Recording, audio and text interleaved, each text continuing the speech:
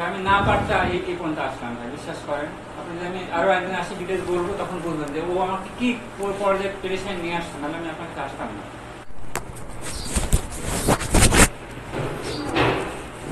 ভাই ভাই উঠবো ভাই,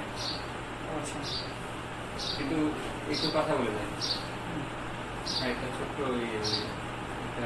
ঠান্ডা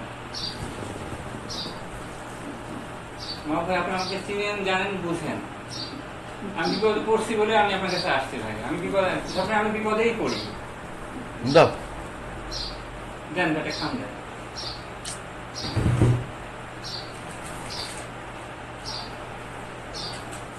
দিলাম ভাই, বুঝলেন?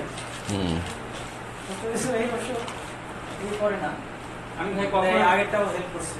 বলেন ভাই, আপনি এখন পর্যন্ত আমি তো ভাই আমি জানি যে আমি আমার কাছে আসলে আমার কাজ হবে না, যথেষ্ট হেল্প করছে। আমি না পারতা এই পর্যন্ত আসলাম ভাই, বিশ্বাস করেন। আপনি যদি আমি আরো একদিন আসি ডিটেলস বলবো, তখন বুঝবেন যে ও আমাকে কি পর্যায়ে পেরেশানি নিয়ে আসছে, নাহলে আমি আপনার কাছে আসতাম না। যদি অফিসিয়ালি সলিউশন করতে পারতাম আমি, সেটা তো করেই না। এবং সে জিএম সাহেব কাছে 40 জন লোক নিয়ে গেছে রিমুভ ফ্রম সার্ভিস করার জন্য আমার বোনে। আমি আপনাকে কি বোঝাবো বলেন